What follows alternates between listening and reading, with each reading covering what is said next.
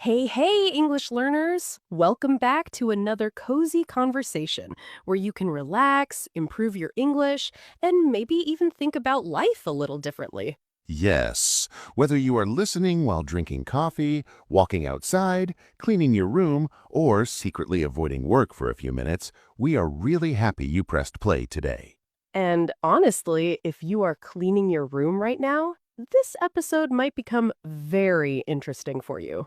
Oh, yes, because today we are going to talk about something that almost everyone struggles with.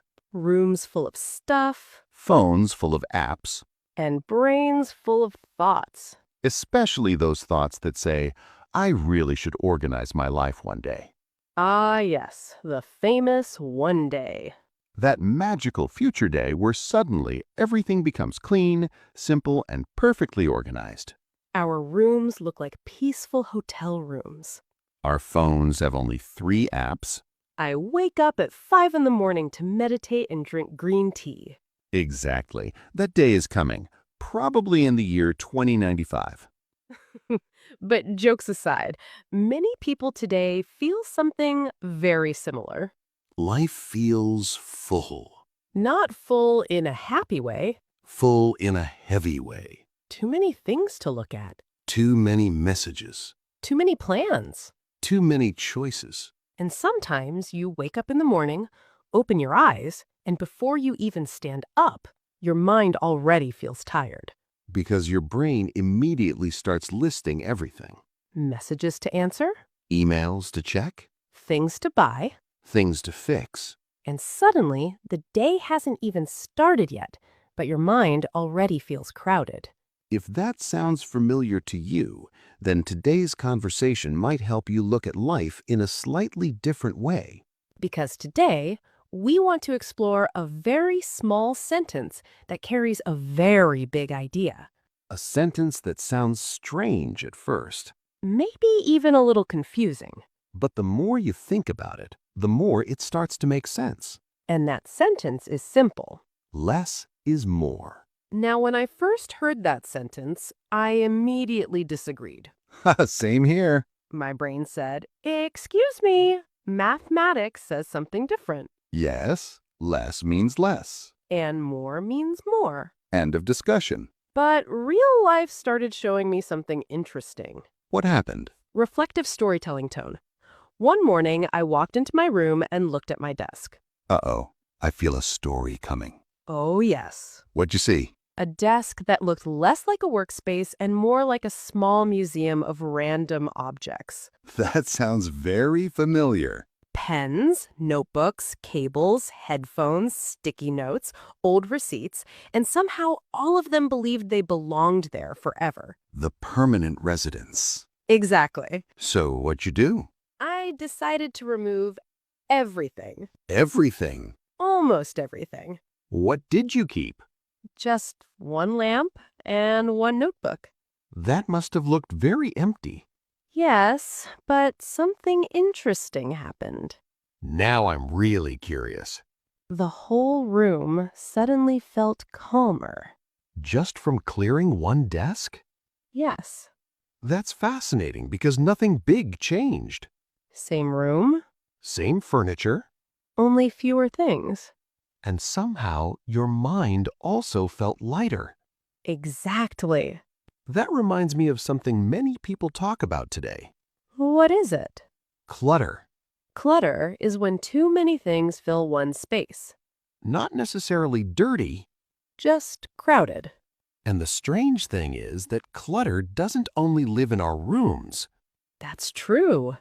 It also lives in our phones. Oh no, the phone example is dangerous. I checked my phone last week. And? Confession, I had 80 apps installed. 80? Yes, and I regularly use maybe 5 of them. The rest are just decoration. Digital clutter. And that's where the idea of a simpler life becomes interesting. Because maybe the goal isn't to remove everything. Maybe the goal is simply to choose what truly deserves space in our life. And remove the rest. But here is the big question. Why do we keep adding more things in the first place? That question leads us to something very powerful. The way our modern world quietly trains us to always want more, More products, more plans, more notifications. and sometimes more stress. So, let's explore why that happens. Because once we understand that habit, we can start changing it. And that's where life can slowly start feeling lighter. You know, something interesting happens when people start talking about living with less. Let me guess. Someone immediately says, "But I like my stuff." Exactly. As if someone is about to come into their house and take everything away. But that's not really the idea at all. Not at all. Living simply doesn't mean living with nothing. It just means being a little more intentional about what we keep in our lives. Intentional is such an interesting word. Yes, when you do something intentionally, you do it on purpose, with a clear reason. Instead of doing it automatically or just because everyone else is doing it. Like buying 5 jackets just because they were on sale. The famous discount trap.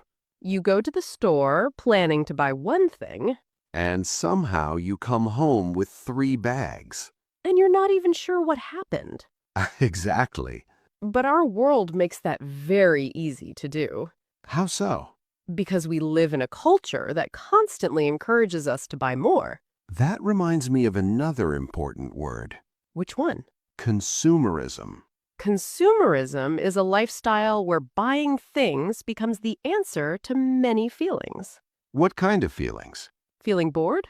Buy something. Feeling sad? Buy something. Feeling happy? Celebrate by buying something. Feeling stressed? Obviously, buy something. And at first, it actually feels good. Yes, new things can give a small moment of excitement. That feeling when you open a box. Or when you wear something new for the first time. But the feeling usually disappears quickly. And then we start looking for the next thing. And the next. And the next. Until one day, we look around and realize something surprising. What's that?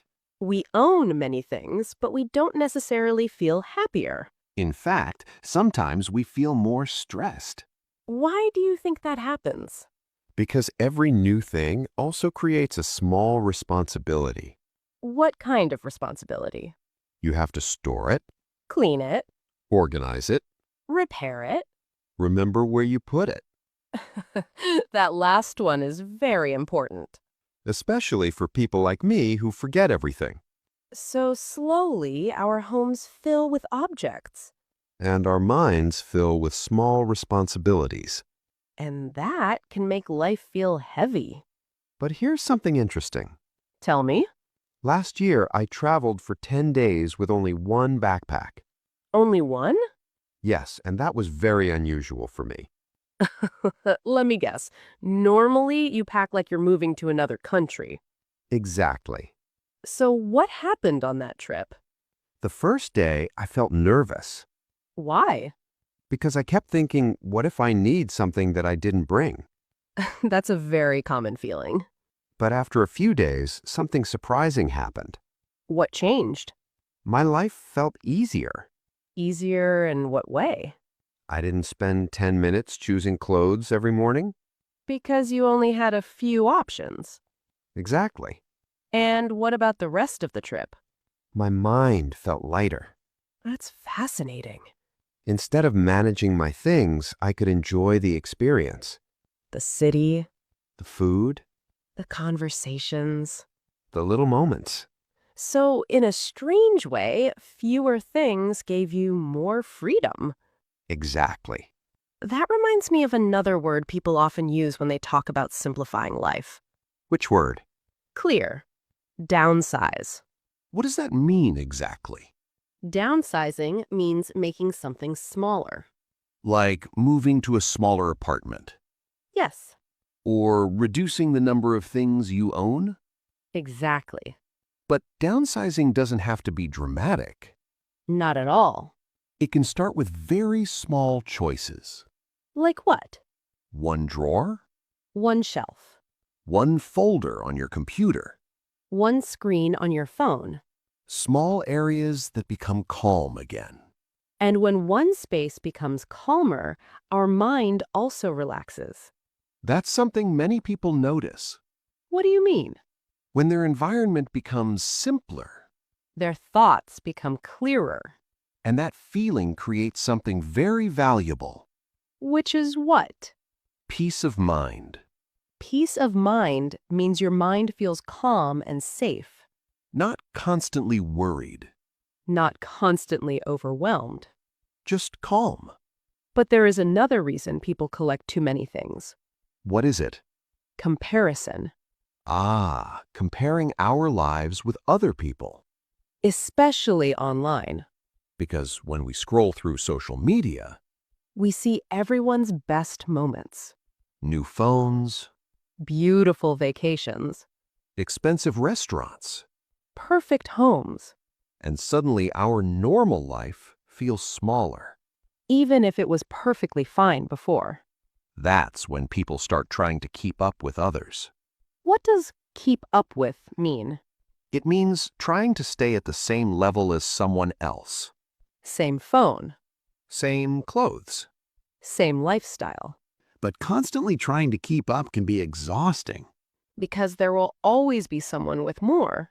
and that race never ends. Which is why many people today are starting to ask a different question. What question? Instead of asking, how can I have more? They ask, what can I remove? What can I remove so my life feels lighter? What can I remove so my mind feels calmer? What can I remove so I have more space for what truly matters? And that leads us to a very interesting idea that many people are discovering today. An idea that changes how people think about time, energy, and happiness. Something called the joy of missing out. Which sounds very different from something most people know. The famous fear of missing out.